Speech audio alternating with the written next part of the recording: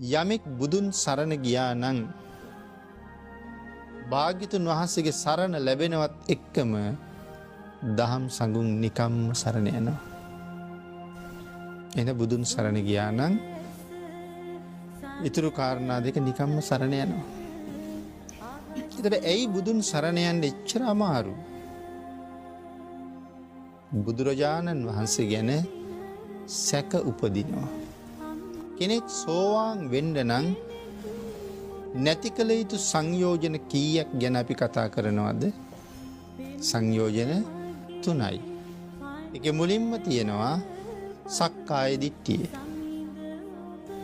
සීලබ්බත පරාමාස, විතිකිච්ඡා. මෙන්න මේ විතිකිච්ඡාව කියන්නේ සැකයට.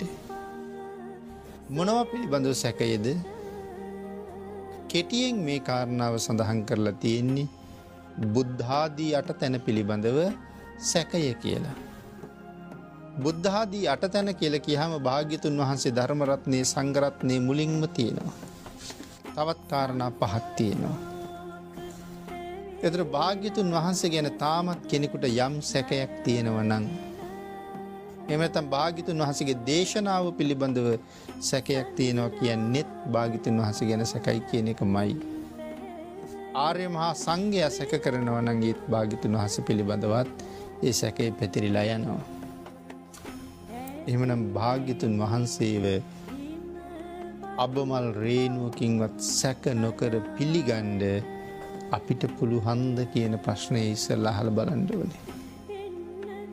නිකන්ම ඇහුවොත් බුදුරජාණන් වහන්සේ පිළිගන්නවද කියලා කෙනෙක් බොහොම ලේසි උත්තරයක් දෙනවා, ඔව් පිළිගන්නවා කියලා. කරුණු කාරණා දක්වලා ඇහුවොත් මේකත් පිළිගන්න පුළුවන්ද? මේකත් පිළිගන්න පුළුවන්ද? උන්වහන්සේ සම්බන්ධයෙන් මේ කාරණාවත් පිළිගන්න පුළුවන්ද කියලා ඇහුවොත් සමහර වෙලාවට අපි නිහඬ වෙන්න ඉඩ තියෙනවා. බොහෝ දිනාට සර්වඥතා ඥානය ගැන සැකයි.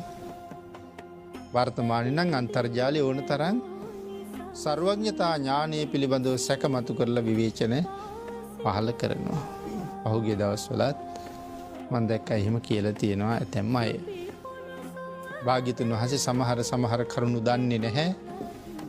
නමුත් ඊට පෙර හිටපු බ්‍රාහ්මණවරු ලියාපු පොත්වල තිබිච්ච කරුණු තමයි මේ දේශනා කරලා තියෙන්නේ කියලා.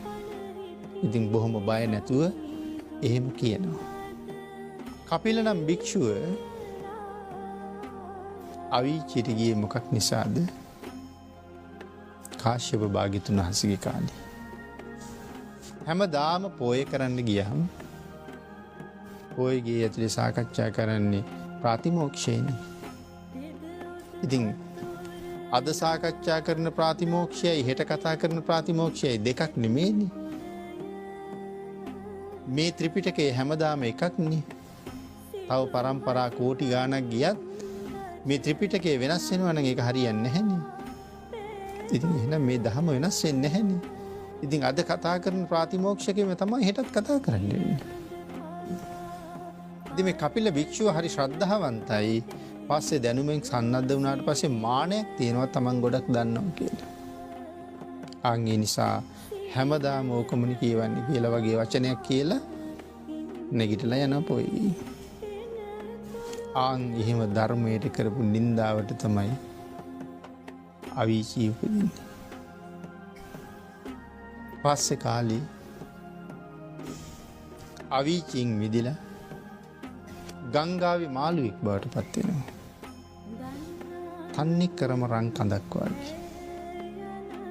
යසෝජ කියන දීවර නායකයාගේ කණ්ඩායමේ දැලට තමයි යහුවෙන්නේ. මෙහෙම මාළු දැකලා නැහෙනි කවදාවත්. ඉතින් තීරණය කළා මේක විශේෂ මාළුවෙක් රජුරවන්ට පෙන්වන්න ඕනේ කියලා. රජුරවන්ට පෙන්වහම රජුරෝ කියනවා අරන් යන් බුදුරජාණන් වහන්සේ ගාවට කියලා. නැව පිටින්මයි ගෙනියන්නේ. බුදුරජාණන් වහන්සේට කතා කරලා කාරණාව කියහම භාග්‍යතුන් වහන්සේ මාළුවක් දැක්ක ගමන් අඳුරනවා. අඳුරලා භාග්‍යතුන් වහන්සේ අහනවා කපිලේ ගොඩක් කාලයකට පස්සේ නේද කියලා. ඒ වෙලාවේ බුදුරජාණන් වහන්සේට උත්තර දෙන්න කටහරිනවා. කටයනකට මුළු පලාතම දුර්ගන්ධයෙන් පිරිලා යනවා. කාලයක් පැවිදි වෙලා ශ්‍රද්ධාවෙන් ශාසනයේ වාසය කළා. හොඳට බණ දහනුත් කීවා. නමුත් තමන් පිටකයේ පිළිබඳ දැනුමින් සන්නද්ධ වෙනකොට තමන්ගේ අදහස් එකතු කර කර කියන්න ගත්තා. ධර්මයට නින්දා කළා.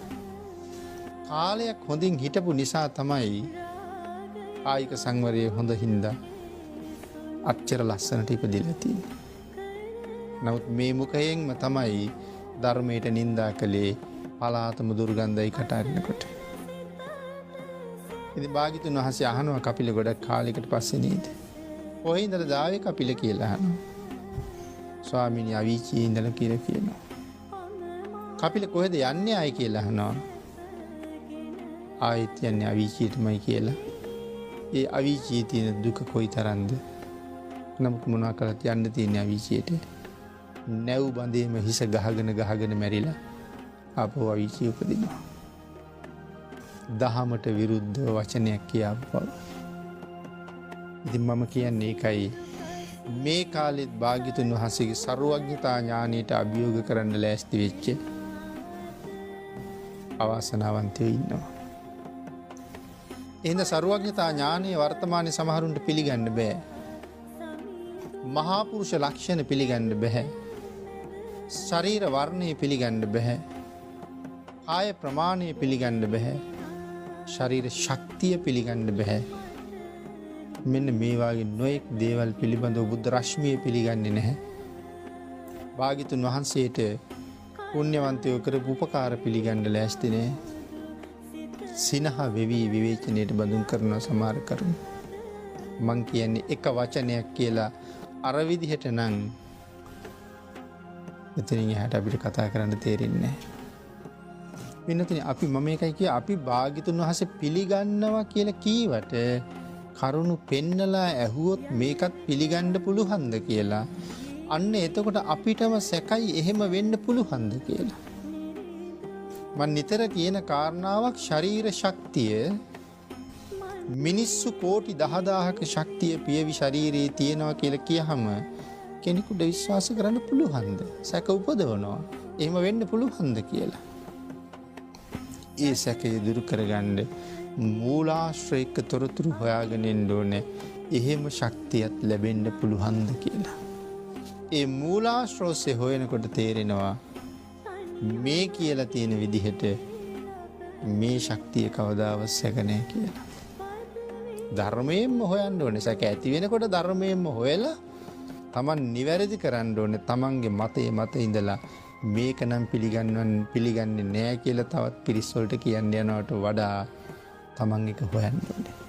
එතන දන්න අයගෙන් අහන්න ඕනේ.